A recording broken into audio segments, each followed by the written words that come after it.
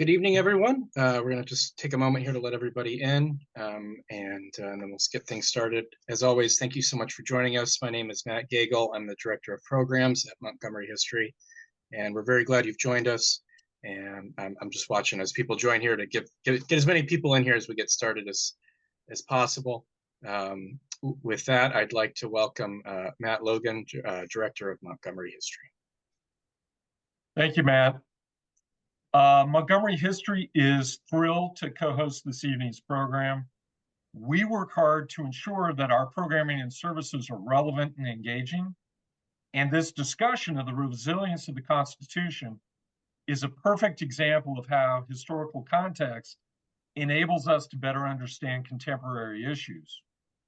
And with the county's and the country's 250th anniversary fast approaching in 2026, there's greater urgency than ever to revisit the roots of our democratic republic and explore the idea of what it means to be American.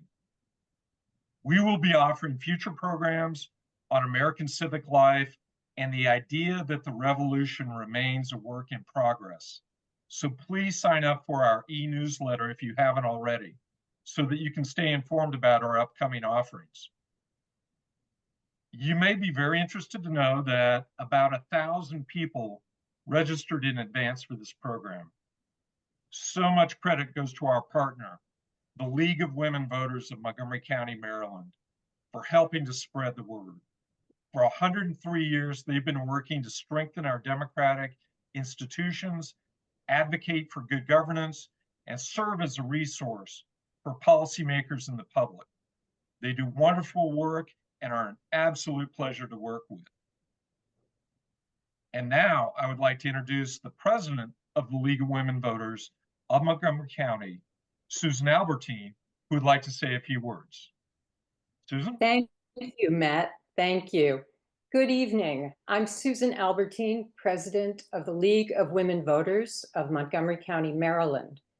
We're pleased to co-sponsor this timely event with Montgomery History. The League has been active, as Matt said, in Montgomery County since 1920, 104th year. And we are a nonpartisan, nonprofit grassroots organization run by volunteers, committed to support voting and good government in the county. It's a pleasure to introduce our moderator this evening, Dr. Holly Brewer. Holly Brewer is Burke Professor of Cultural and Intellectual History at the University of Maryland. She is a legal historian specializing in debates about justice and rights in the 17th and 18th centuries, with a focus on early America and the British Empire. She's published a prize-winning book and many articles on topics ranging from the legal status of children and the transformation of inheritance laws with the American Revolution to the development of a common law of slavery across the empire via British high courts. She also writes a great deal about the intersection of political theory and law in the early modern period, particularly about Locke. She has contributed to numerous amicus briefs before the Supreme Court, including on issues related to gun rights, to Rahimi, for example, and was the lead author in an amicus brief for the presidential immunity case in 2024. Dr. Brewer, over to you. Thank you so much, Dr. Albertine. It's such a pleasure to be here and such an honor to be moderating this discussion tonight. I understand, I want to start by saying that I understand that Representative Raskin is in a hurry tonight because he has to get back for a floor vote. So we're going to slightly reorder the questions, but I would like to introduce briefly both of them. Honestly, there's so much to say about both of them that I could go on and on with introductions, and I decided to keep them short so that we would have more time for discussion. But most important things to say about Representative Jamie Raskin is that he led the impeachment investigations related to January 6th in particular, and that he has been a great champion for democracy. And for Norm Ornstein, he's a political scientist, senior fellow emeritus at the American Enterprise Institute, and has been one of the most important voices helping us understand Congress and the workings in the American government over the last 40 years. So with those brief introductions, I'd like to begin by asking Representative Raskin in particular, but of course, feel free to chip in here, Norm Ornstein. What is the role? Is there going to be a role for the traditional checks and balances system, given the Republican dominance of all three houses? Or how do you see our Constitution functioning over the next 2 years? Holly, thank you so much for the kind introduction. I've got some good news, which is I thought votes were going to be at 5:30. They've been moved to 6 p.m. So I can Okay, stay for 5:45 or 5:50. Wonderful. So I won't try to accelerate. I'm delighted to be with you and to be with Norm and to be with this wonderful audience of people. And I know we're going to have a great conversation. I mean, the checks and balances are obviously going to be essential as we move into a period of trifecta GOP control of the House, very, very narrowly, 220 to 215, although really 217 to 215 after Matt Gaetz leaves and Elise Stefanik and Mike Walls. Then they can't afford to lose a single vote. So that gives us real leverage in the House, but still they'll be in majority control of the House and the Senate, 53-47, and the White House. And obviously they've got an extremely hospitable Supreme Court to back them up. So look, the interesting thing, of course, is the phrase checks and balances does not appear in the Constitution or the Declaration of Independence. If you read the Federalist Papers, the only place where it vaguely appears is with respect to the relationship between the House and the Senate. So that's just kind of a constitutional misnomer, like when people get up and say, including a lot of my dearest friends like Nancy Pelosi, we're three co-equal branches. Actually, we're not. First of all, co-equal is not even a word. That's like very unique or something like that. So are we three equal branches? I don't think so. I mean, we overthrew a king. We didn't even have a president written into the Articles of Confederation or the Articles of Association. The president was added later just to keep things going when Congress wasn't around. But it's very clear that, as James Madison put it, that the legislative would be the predominant branch of government. And, if you read Article 1 of the Constitution, it's, everything from regulating commerce internationally and domestically to declaring war to fighting the pirates to coining currency. And then, in Article 1, Section 8, Clause 18, and all other powers necessary and proper to the execution of the foregoing. And you look at Article 2, it's 4 short sections, one of which is all about how you impeach and convict a president for treason, bribery, and high crimes and misdemeanors. And incidentally, if we're in a co-equal branch, how come we can impeach and convict the president and he can't impeach and convict us? So look, I think a lot of what's going on is we need to reassert the primacy of Congress. The founders thought that members of the legislative branch, like every other branch, would identify principally with their branch rather than their political party. And that's been an historical development that has kind of undermined the initial constitutional construct. We were all supposed to be ambitious for our branch of government and not loyal or subservient to a political party, much less one guy. Right. And so I think that's what's being tested, but there's lots of other checks and balances, since that's our language, built into our system, including federalism, the states versus the national government, press, and then of course the people, because all of us who aspire and attain a public office are nothing but the servants of the people, whether we're a Supreme Court justice or a city council person or a member of Congress. And so the people have to be sovereign, which means the First Amendment must be enforced, so people have the right to express themselves, to petition for redress, and so on. So yes, I think it is a constitutional stress test of the first order. I think we're in the fight of our lives, but we are up to it, and we've got tremendous resources constitutionally, legally, morally, ethically, historically to draw on here. That So- is so inspiring. And I love your emphasis on members of the legislature being servants of the people, and the people being sovereign, because that is the crucial difference between a republic and a monarchy. In a monarchy, the king is the sovereign, and technically can't be put on trial. Norm, did you have some thoughts? Yeah, so first, just to follow on and reinforce what Jamie said, when I would teach my American government students, I would take them to the National Archives to show them the Constitution for this reason. They could see that Article 1 was twice as long as Article 2, the Congress, the presidency, the executive, and that in turn was twice as long as Article 3 on the Supreme Court. And that's meaningful. It's there because of the intent of the framers, that Congress really was the supreme branch. But I'd add a couple of other things. The Constitution and laws are like the skeletal structure of a democracy. The norms are the tendons and the ligaments. If you lose the tendons and the ligaments, the structure falls apart. And the challenge that we have more than anything else, I believe, now, and it has been for the last dozen years or more, is the erosion of norms. It's Daniel Patrick Moynihan defining deviancy down.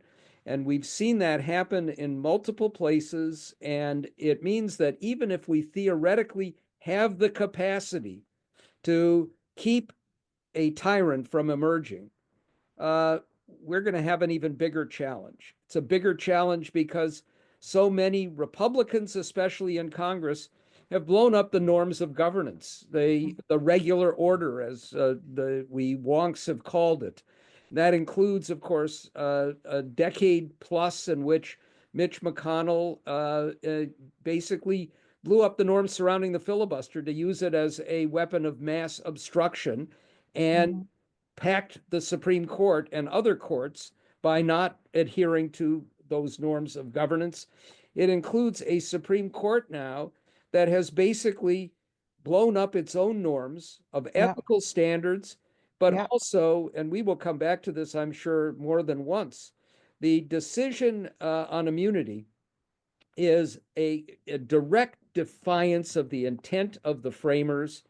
And if we combine that, and I don't want to get into the sideshow of what President Biden did with his son, but a pardon power that means that Donald Trump can not only say, I can do whatever I want under the color of an official act and have immunity, but I can order my inferiors to commit illegal acts and tell them not to worry if they were going to be prosecuted because I will pardon you.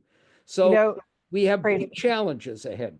That issue, that last issue was actually an issue at the ratifying conventions. They were worried that there weren't enough protections against that. And the Federalists essentially said, oh, nonsense, no president would actually do that. But so much for that. Holly, before you go on, I just want to note that Professor Ornstein locates the entire discourse around norms. And I think that's because that's what his name is. And so if we want to save norms, then we got to elevate Norm Ornstein to be in charge of it. Yeah, no doubt. I have a whole bunch of other really big questions, but one of them, sort of an underlying question that was coming up as I was thinking through what you were saying, is part of the problem seems to be that so many members of Congress are really just to be led by the leader of the party. Why has that happened? That's one of the things I really just don't understand, because my sense, at least, of American history is, I mean, I guess there's been points when there's been really charismatic leaders, but we seem to be at a much stronger party identification mode almost, and especially, I guess, among the Republicans, than I've practically ever seen. What's going on? Well, I'd love to hear Dr. Ornstein opine on this. I mean, it's a weird thing because on the one hand, like we saw, like when we went over to the Senate for the impeachment trial, I emphasized that everybody there had taken 2 oaths, and one oath as a senator to the Constitution to uphold defend the Constitution against enemies, foreign and domestic. And they had taken a second oath as jurors in the case to render impartial justice. Impartial is almost the same word as nonpartisan, right? Like without respect to partisanship. We did end up with the most sweeping bipartisan conviction vote in American history, 57-43, but Trump still beat the constitutional spread. It's a 2/3 majority, so we were 10 votes down, and it was depressing to me, to hear Mitch McConnell, who I sat 10 feet away from during the entire trial, and all of his body language and facial gestures and everything he would say during the breaks indicated to me that he understood that Trump was guilty, but then he'd get up afterwards and say, well, Trump was morally and ethically and personally guilty and responsible for everything he had done. But the Senate lacked jurisdiction to try a former president, which of course was a legal question we disposed of on the first day, and an argument that contradicted more than 2 centuries of precedent. But Exactly. But in any event, but what's interesting to me is that on the one hand, yeah, there was a lot of partisanship there. We're going to stick with our team. On the other hand, the partisanship doesn't run that deep, because Donald Trump, I think, still was a Democrat for longer than he was a Republican. He flirted with the idea of running for president as a Reform Party person. I believe he said, or at least he was quoted as saying, that he was going to run as a Republican because that's where all the stupid people were. And so he didn't show much fidelity to the Republican Party, certainly not the Republican Party that I celebrate with Abraham Lincoln, who's the only president I've got a bust of on my desk.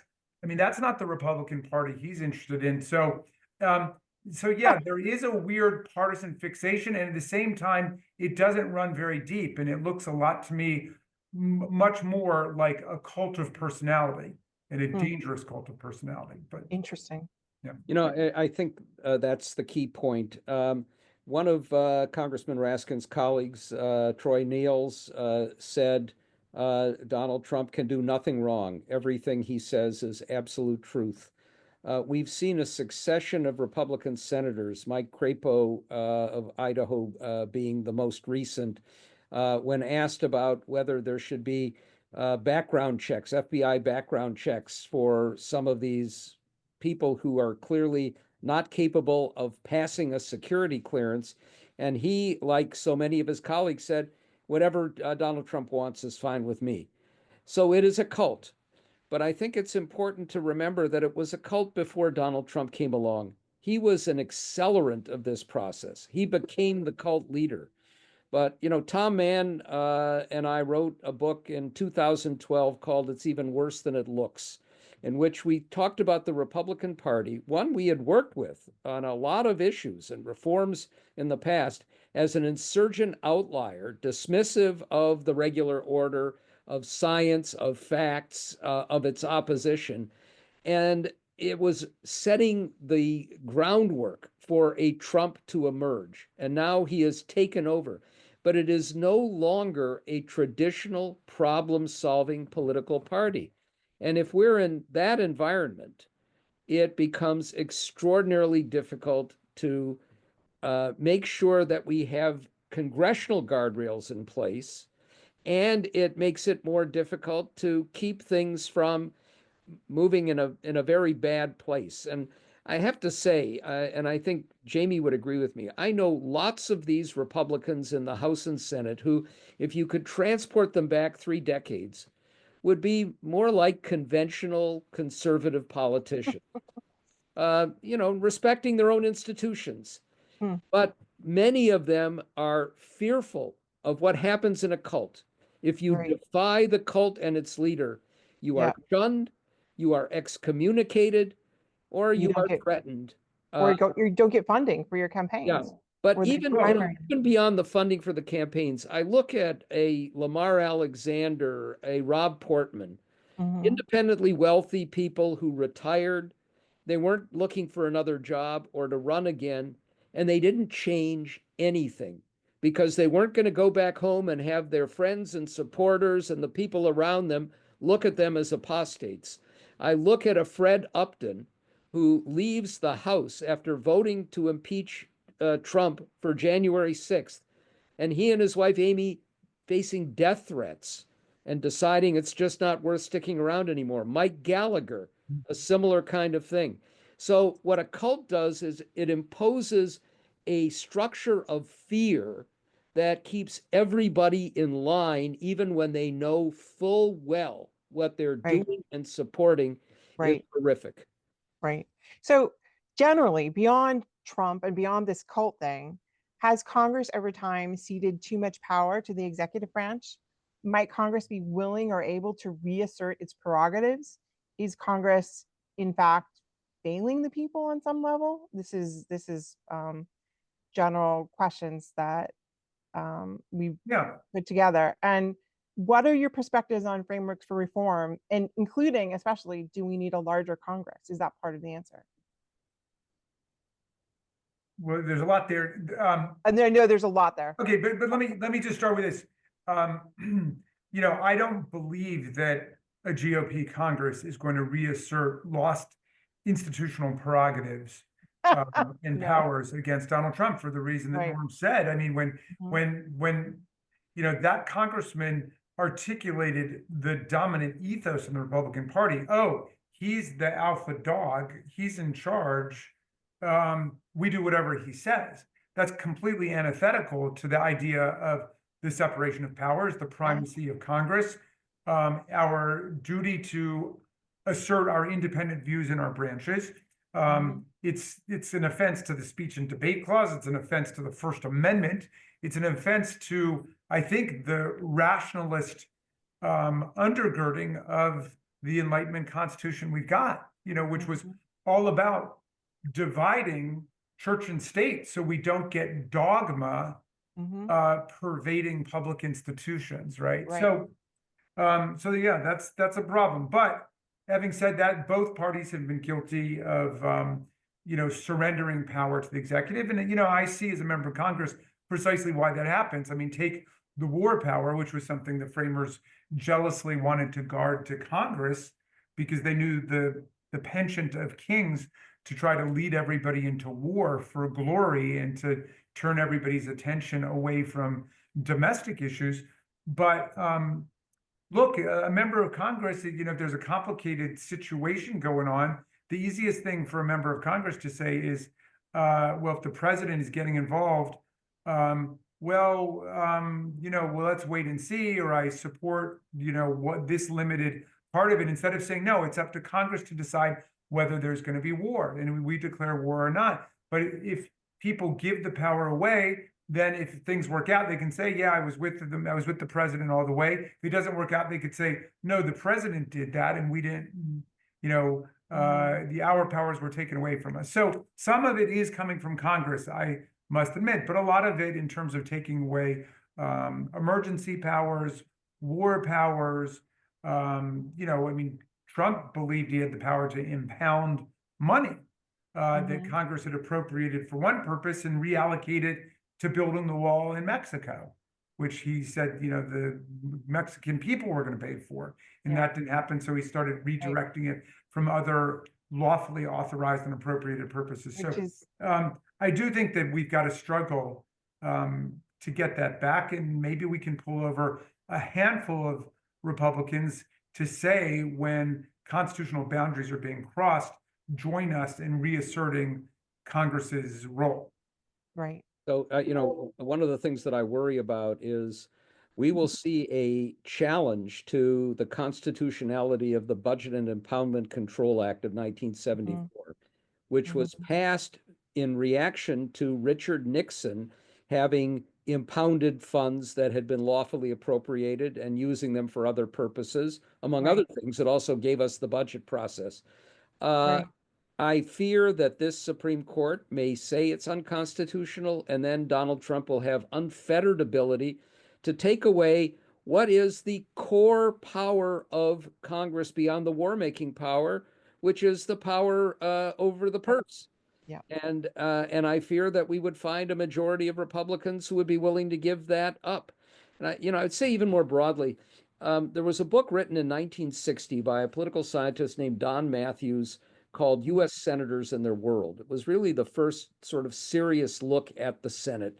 And he defined folkways, which really means norms, And one of them was institutional patriotism. This idea that you feel that being a part of this institution, the Senate and the House, is a responsibility to the institution. Just a quick anecdote. In 1976 and 77, I was on the staff and then staff director of a committee that reorganized the Senate's committee system. We had 12 members, 6 Republicans, 6 Democrats. Most of them didn't pay a lot of attention to it. It was their 6th assignment or 5th assignment. And it was a tough one because you were going to take away some committees and take away some jurisdictions and make some enemies. And we had a handful of people who just threw themselves into it. One of them was Republican Pete Domenici of New Mexico, who was then a freshman. And I worked late nights with Pete Domenici on this. And at one point I said to him, Senator, this is not doing anything for you back home. You've got other responsibilities. And why are you spending so much time on this? And he said to me, when I got elected to the Senate, it was the greatest honor of my life to be a part of this chamber. And I pledged to myself that I would leave it a better place than when I came in. Wow.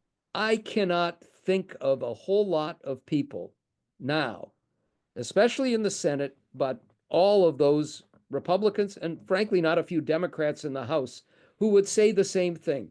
And getting back that sense that you are a part of an institution that has a storied history, an important role, and that you will stand up for that role and you will protect the integrity of the institution, including, just to pick another example, having Matt Gaetz leave right before an ethics report utterly damning to him was about to come out, and having a Speaker of the House quash that report, and having an ethics committee, frankly, that's been feckless for a very long time.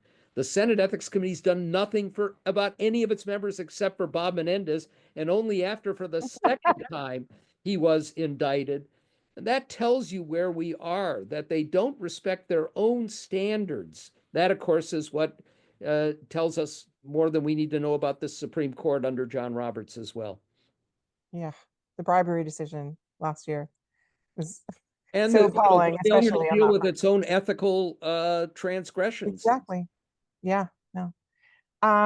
So the next set of questions are focused explicitly on the question of presidential powers, and especially what we might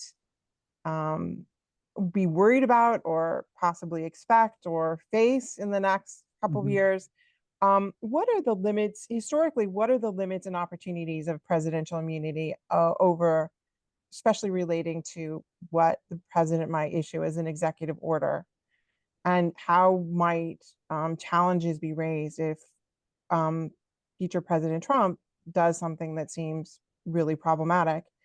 And also, what are the limits on executive power for national immunity emergencies, and especially instituting some kind of martial law?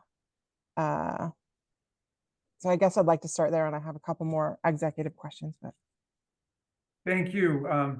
I don't know who asked that question. They're asking some scary questions. And, the scary part of it, of course, is that the Supreme Court went off on this really dangerous departure from 2 centuries of precedent in history, in saying that when the president operates within the core functions of his office, he can commit felonies and be absolutely immune from prosecution for them. So let's leave that to the side if we can for a second. What can we do? First of all, there's nothing in there about the president being civilly immune. So say the president does try to use the armed forces against the people in a way that violates the Constitution and is beyond powers in the Insurrection Act. For example, we go to court and we try to stop him. We demand an injunction. And I know a lot of people say, well, wait, but you've got a completely, complacent and collaborating Supreme Court. Look, in the District of Columbia, you've got very good federal district court judges, and you've got a very good DC Circuit Court, which wrote an excellent opinion in precisely the presidential immunity case that got reversed by the Supreme Court. But you got to work your way all the way up to the Supreme Court to get there. And there can be other decisions, lower down, and who knows what happens in the meantime. Also, the president's subordinates themselves are not immune to either civil litigation or criminal prosecution. It's true, as Norm says, they could be pardoned and they could be promised a pardon. If anybody wants to rely on a promise from Donald Trump, that's up to them. So, I don't want people to give up on the rule of law. I mean, now is a time when we should be reading every Supreme Court decision that's out there, every decision that's out there, to look for pathways of opposition and to resistance to outrageous things that might happen. I'll give you one example, because a lot of these cases have come down during the Biden administration against the government. And so now, of course, what's, sauce for the goose is sauce for the gander, to use a Thanksgiving analogy. I mean, think of a case like the one just out of the Supreme Court, NRA versus Vullo, relating to a state government official. It was the state financial supervisor of banks and financial institutions, who said some untoward things about the NRA. And the Supreme Court came back with a 9-0, very strong, emphatic decision that the government cannot intimidate and suppress people in the exercise of their speech by attacking them and trying to get other government agencies or private entities to turn against them. Well, that's a great decision to flip over when you've got, Donald Trump and the entire MAGA administration attacking whoever it might be, ACLU, Amnesty International, NAACP. That is now a formal legal doctrine that the court has introduced. And there are a lot of cases like that we've got to be able to use, assuming, as we should assume, regardless of exactly how true it is, that the Supreme Court and other courts will act like real courts and will apply legal principles enunciated equally across the board. Right. Great point. Oh, I will say that over many decades, Congress gave presidents sweeping emergency powers based on the assumption that they would only use them for emergencies and that they would not use them for malign purposes. Yeah. So, for example, the Telecommunications Act of 1934 gives the president the ability to declare an emergency and take control of electronic communications networks. Transportation acts give the president the ability to declare an emergency if we're invaded or if there's a domestic disturbance that reaches critical portions, to take over the transportation networks, the airlines, the trains, and so on. They've never been repealed. I have to say that I was among many who tried very hard with members of Congress back at a time when I thought we had some institutional responsibility to clean this up, and that has not been cleaned up. So I'm worried as much about what's legal as what is illegal here by Trump. But what we also know is Trump, with his appointments, with his nominations, with what we know will be coming, is trying to put in place pliant people who will take unconstitutional orders or reckless orders designed only for his own aggrandizement and act on them. And that includes Pete Hegseth at the Defense Department, where he would hope, if he invoked the Insurrection Act, to involve the military in putting down domestic protests, no matter how peaceful they might be. It includes finding even governors who will use their state National Guards to come in and, with the military, round up undocumented people to detain them and then deport them, which is an outrageous abuse of power, but it could well take place. And with the color of immunity, a decision that I think will go down in history along with some of the worst decisions involving slavery and race, as reckless and dangerous to our fundamental freedoms, Yep. That has given a demagogue an opening that he can do with legal powers and by stretching the laws and the norms. Yeah, crazy.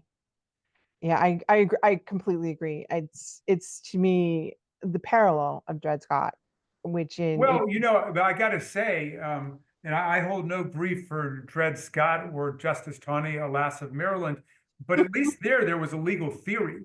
They had a theory of originalism, which is Yeah. that that the Constitution was written as a white man's compact.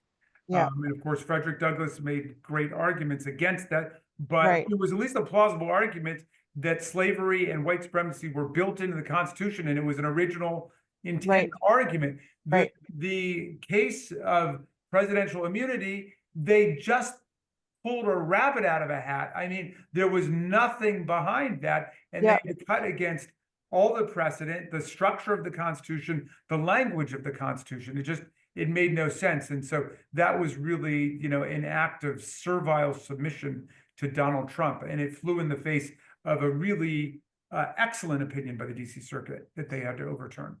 I think the only logic there, I mean, you're absolutely right. There's no stated argument legitimizing what they did beyond vague references to separation of power. There's no discussion of the Constitution, but also there is an argument behind it, which is the argument of that under the common law, chief executives had particular powers, that is kings. Of immunity. Yeah, the common law that the whole revolution was designed exactly. No, but that's explicitly what Trump's lawyer was arguing. Right? Like they didn't use the word king, but I mean that's there, so it haunts the entire decision without ever being. No, I mean this is a quasi-monarchical Supreme Court, reaching for crowns and feudalism.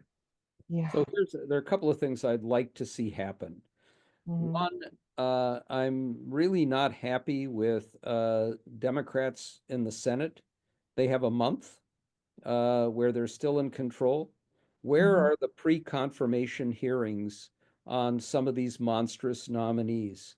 Where are the hearings that could set the table for some legal challenges? For example, Schedule F, which will presumably enable Donald Trump to clear out the bureaucracy of dedicated expert civil servants and replace them with cronies and lickspittles. It's illegal. There's a web of law, civil service protections. Right. It goes back a We're long not way. having a hearing right now to set the table for a legal challenge. And what I'd like to see happen is a whole set of challenges. I mean, frankly, the activist in me comes out. I want to find a Democratic, well, not Democratic, a judge who is the equivalent on the other side of Matthew Kaczmarek, this radical Trumpist judge in Amarillo, Texas, Yeah. who has been used to do nationwide injunctions, Yep. outrageous ones, to block things that he and they don't like. Let's find a judge who will bring a nationwide injunction against Schedule F. Let's find a nationwide injunction against some of the other acts that Trump will take that are illegal. Let them work their way through the courts and have a whole series of decisions where this Supreme Court and maybe Amy Coney Barrett, maybe at the outside, Brett Kavanaugh, who Barrett, I think, at least on occasion, tries to adhere to the law and the Constitution. Kavanaugh is a little bit more of a Paul, and if there's a public reaction, might be willing to jump in a little bit. I have no faith in John Roberts, Neil Gorsuch, the worst two, of course, being Clarence Thomas and Sam Alito. But if we get all of these things coming up, maybe at least in a few instances, they'll develop a reasonable backbone against autocracy. Okay, great. So I just got a new question that I want to read, and it's coming up strangely on my screen. Let me just see. Given the expressed concerns so far, please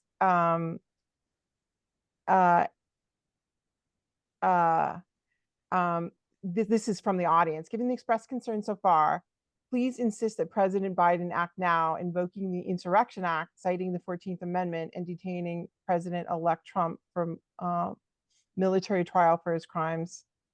Do you think this is something that's possible or not? Okay, well, look, I first mean, of I all, yeah, I don't want to forget to thank the audience. I wish I could see people or at least know everybody's names, because these are my constituents, and I want to yeah, thank everybody for engaging Yeah. with us here, and thank Montgomery History for doing what they're doing. But, you know, ever since that wretched decision was issued by the Supreme Court on presidential immunity, I've gotten letters kind of like that saying, why don't you try to prevail upon President Biden to do X, Y, or Z? And I think it raises a profound philosophical / ethical / political problem, which is we know the kind of authoritarianism that's facing us. Are we better off trying to transgress these boundaries and test the rule of law in order to prepare for it? You know, like this Right, suggestion to just yeah. arrest President Trump without a prosecution, a trial, or whatever. Right. Are we better off doing that? Or are we better off adhering to the rule of law, demonstrating what it means to be faithful to the Constitution, and then fighting like hell to defend the Constitution and the rule of law? I mean, I'll give you, an example of it. We have taken the position, although Biden beat Trump in 2020 by more than 7 million votes, 306 to 232 in the Electoral College, and Trump only beat Harris by, I think it's 2.5 million, maybe 3 million votes now. And people have been raising all kinds of questions about different things, but I haven't seen a single person on our side not act as a constitutional patriot. I mean, people understand what constitutional patriotism means. It means you stand up for the system of constitutional rights, constitutional powers, the peaceful transfer of power, even if it doesn't go your way. And it's true that the other side has not been faithful to that. We saw it on January 6, 2021, but we have to demonstrate what constitutional fidelity looks like, and then call them on it at every step when they try to violate people's rights or liberties. That's my position. I understand other people have another thought on that, and I take very seriously what the person said. It raises a profound ethical issue, but for me, it's an easy one. Having lived through this nightmare for many years now, we are best off when we stand with the Constitution and the rule of law, even if, as Thomas Jefferson said, sometimes the game runs against us, right? He said, a little patience and the reign of witches shall pass over, their spells dissolve, and the people recovering their true sight restore their government to its true principles. And if the game runs against us sometimes, we must have patience until our luck turns, because this is a game where principles are at stake. And I just stand by that beautiful passage from the letter he wrote to John Taylor. Such a great quote. Dr. Ornstein? I'm with Jamie Raskin on this, with a caveat.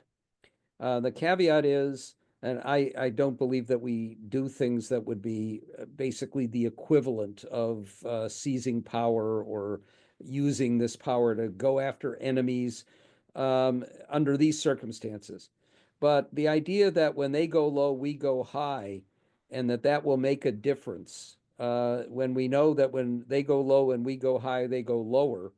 There are places where I would play a little bit more of a hardball that are in a different category. For example, it appears that President Biden has not even nominated judges to fill 19 vacancies out there, out of a belief that they are from red states and the red state senators would block them using the blue slip. Mm-hmm. Pat Leahy in the Obama administration kept the blue slip against a lot of pressure from his colleagues, saying, well, if we give it up, then they will. And as soon as they faced one roadblock on a judicial nomination when they were in power, Chuck Grassley and Mitch McConnell said, forget it, we're going to roll over. I remember that. So you can be sure that the first time Democrats apply a blue slip to a judicial nomination that Donald Trump wants to make, they will roll right over those Democratic senators. I want to see every judicial vacancy filled before Democrats leave the Senate.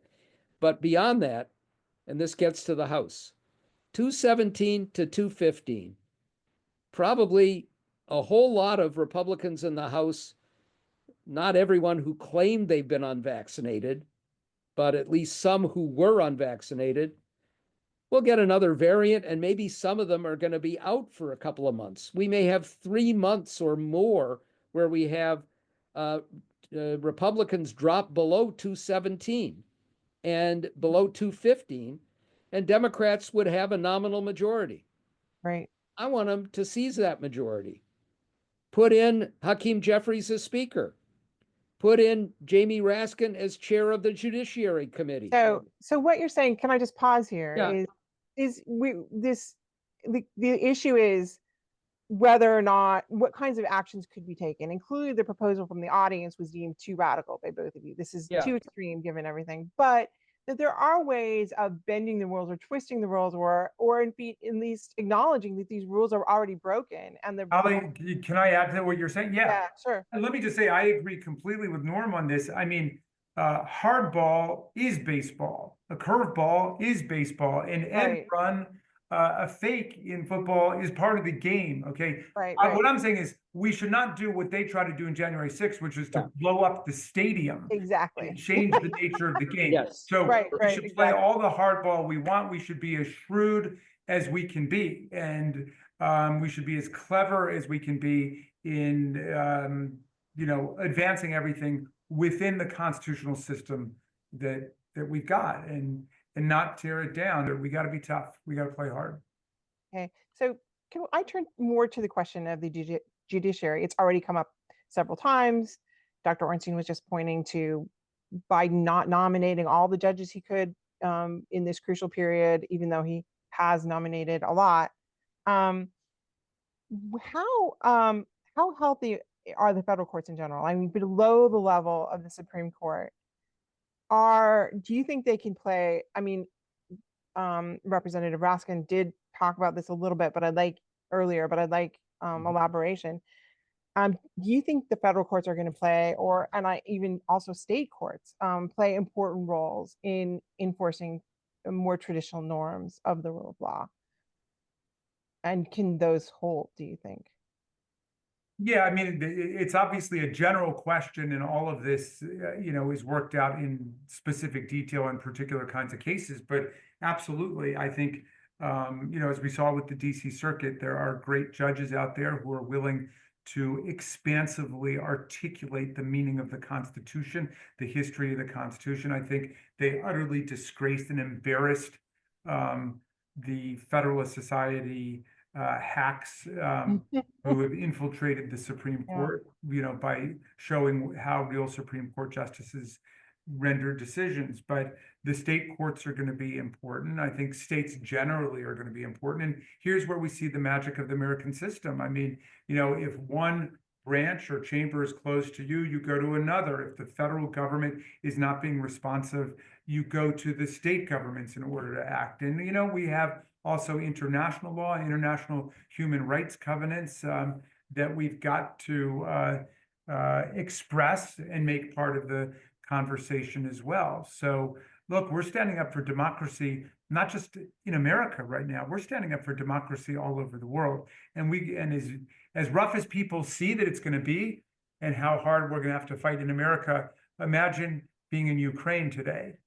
Imagine being in, another struggle against an authoritarian or autocratic regime. All of the people that the incoming administration wants to be friends with, the people that they want to align with. So we're going to have to fight very hard for democracy and human rights all over the world.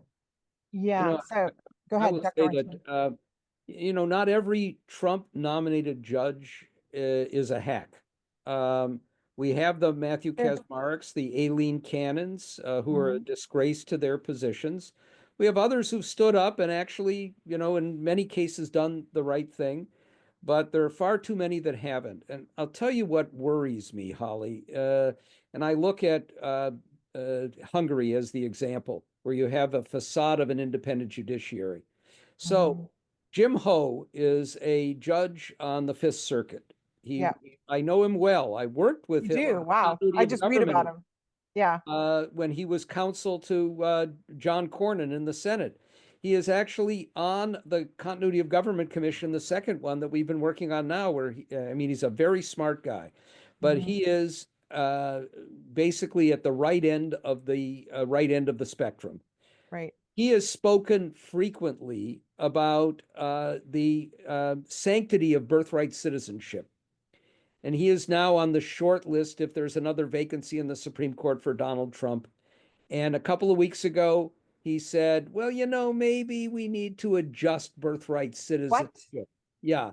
You know, if they're enemies of the country who come in and then their children are born and they're, you know, maybe that. Now, what does that mean? It means that there are judges who will be pliant to what the dictator wants, whether it's for their own ambition, that's Aileen Cannon, clearly, or just because they are fearful of what would happen to them if they take on this president. And so while we have lots of impressive judges and plenty of impressive Republican judges, and plenty of former judges who are stepping up, very conservative ones in many cases. A lot of Republicans who believe in the rule of law, a lot of right-wing Republicans who do. We have to be vigilant and very concerned about how the judiciary could be distorted even more by using threats, the power of the state, and the lure of their own ambitions. Yeah. It's scary. If I can add just a little postscript to it, I mean, I clearly do not feel that all of the Trump nominated judges are hacks. You know, I was referring to the ones who are hacks, of course. But there have been a number of them who have actually done a very good job, for example, in the cases of the insurrectionists. Who violently assaulted our officers and tried to, many of them engage in seditious conspiracy to overthrow the government. But a lot of those judges have, you know, acted in very honorable and judicious ways. But I think Norm's point is also correct that there are enough of them who really just view themselves as politicians in black robes, and like Aileen Cannon are just going to follow whatever they're being told to do. Those people need to be held up as a demonstration of what a judge is not, so that young people don't think that's what a judge is in the United States of America. Right, exactly. So there are a lot of questions coming in about what citizens can do in, you know, especially if a particular crisis emerges, let's say in terms of martial law, or I don't know, I'm having a difficult time, but like what would you recommend to citizens, to those listening in the audience? Representative Rapskin, these are your constituents, as you know. Yeah. Well, you know, my constituents during our first round around the track back in 2016, you know, my constituents organized and marched and went to the airports and were all over the place. And I think that we are going to have to get back into those groups. I think the groups is absolutely the right way to go. We're going to have to be far more discerning and selective because we don't want to exhaust people. And people are saying, well, we're exhausted by it. And I'm like, okay, not everybody has to do everything, but be part of a group where you can figure out what you want to do to defend us. But look, we've got enormous resources at our disposal, constitutionally and legally, morally, ethically, culturally, musically, politically. We've got tremendous power on our side, and I don't want people to lose hope in any way. You know, don't forget that Biden beat Trump by more than 7 million votes. And, you know, even with whatever mistakes we made in the campaign, we ended up a few million down. We're at least half the country, right? Yeah, it's really close. Yeah. It's a pro-choice country. It's a pro-freedom country. It is a pro-gun safety country. We are not a racist country. We're not an anti-Semitic country. We're not a misogynistic country. Let the young people know that. And so, when I was growing up, my dad used to say to us, when everything looks hopeless, you're the hope. And so I want my constituents to understand they gave people so much hope right from the very beginning, and it spread throughout our area and around the country, all of the things that we did. And people are just going to have to, take a long nap. I know a lot of people did during Thanksgiving, get some rest over the holidays, but you got to put on your marching shoes and you got to get ready to go back to work, because we've got the greatest multiracial, multi-ethnic, multicultural constitutional democracy in history to defend. And we've got our freedom to defend, and we're up to the task. Thank So- you. I'm afraid I've got to go vote, everybody. Yeah. Right. Okay, Before thank you go, so much. Jamie, I just want to say to everybody listening, Democracy Summer, which is something that Jamie Raskin created, which is one of the best things that's happened to try and promote and defend democracy. All of you should be involved, contribute to it, stay active in protecting our democracy. Go vote. Thank you, dear Norm. Thank you, Dr. Brewer. Thanks to all my friends at Montgomery History and everybody out there. Thank you much. Thank you so much for joining us. And the other thing I would say is we need to make sure that people stay engaged with our election system and our voting system. We can only hope that we will have elections going forward and that we will find voters willing to step up. But we also, and so for example, I've given some money to my alma mater, the University of Minnesota, which has an election administration program that trains people to be election officials. I want more out there who are willing to be poll workers, to get engaged in that process. And then I've also given money to something called the Justice Corps, which was set up, the Immigrant Justice Corps, was set up by the late Bob Katzman, one of our great jurists, who was the chief judge of the Second Circuit, who died tragically of pancreatic cancer. But he promoted this effort to get lawyers in place who could take these cases of those who are going to be detained and attempt to deport them, because they are all entitled legally to a hearing before an immigration judge. And we need more people engaged in lawyers helping and others in supporting the lawyers to make sure that deep injustices aren't done. And believe me, some of the people being swept up are going to be American citizens caught in this net as well. Yeah. Could just say the name of that one more time? The Immigrant Justice Corps. Okay, great. Thank you so much. So one final quick question, because there's a lot of people in the audience who've been asking this, which has to do with the importance of education and information, good and reliable information, to making democracy function. This was clearly, if you look at not just the writings of Jefferson and others at the time of the founding, but actually what happened in terms of public education after the revolution. This is really the origins of it, that we need an educated citizenry. But a lot of the people in the audience are talking about the vast amount of misinformation that is out there, including from other foreign countries, and how it's spreading on social media, and also how it's being spread by some politicians. What can we do in order to prevent reduce that, or get good information to people? What can we do about this? So here I'll make a different kind of plug, Holly.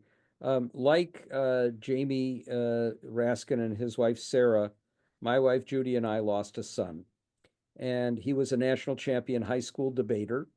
And we've created a summer debate camp for public school kids in this Washington area. We have only a few from Montgomery County, but we have a lot from Prince George's County and from the district. They're all public school kids from 6th grade through high school. And they form teams and debate throughout the course of the year. And I raise this because they do policy debate, and you have to make assertions and back them up with evidence. And if you're using misinformation or distorted information, you will get called out on it, and you may lose the debate. So our kids have become very fluent in sorting out fact from distortion and fiction.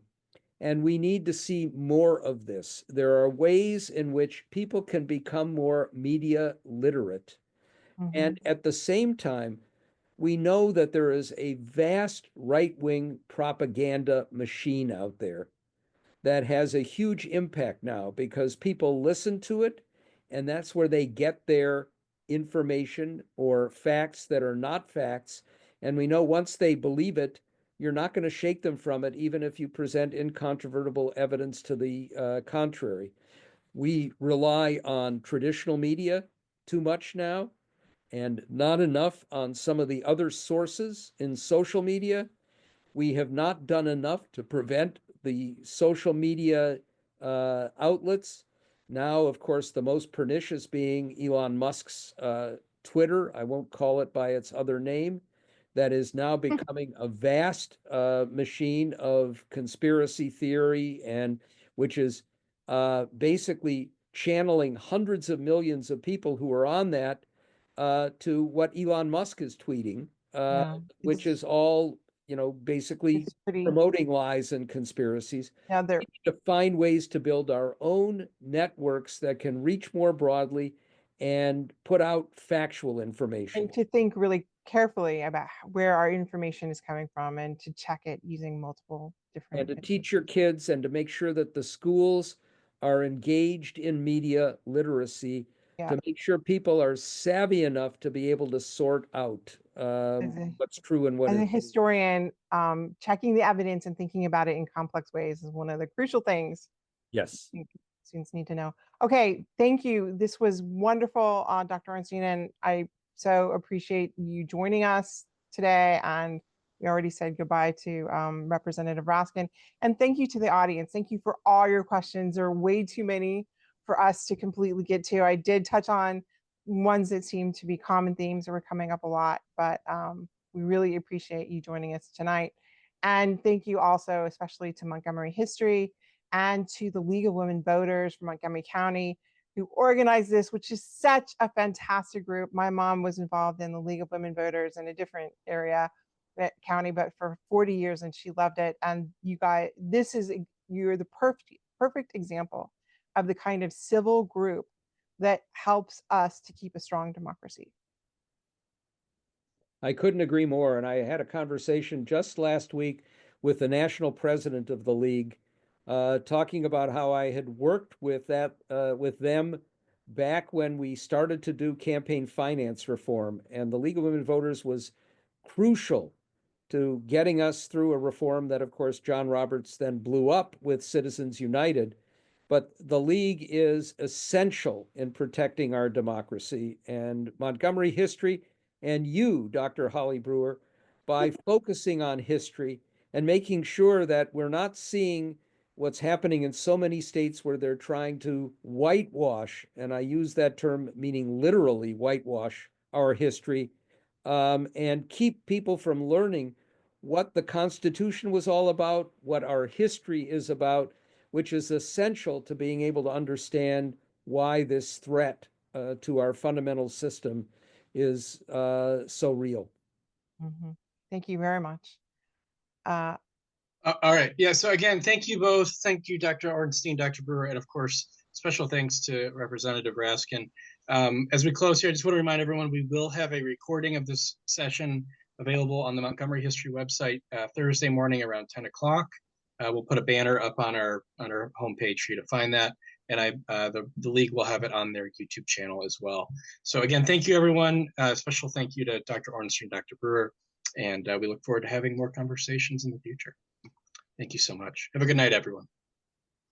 Good night. Good night.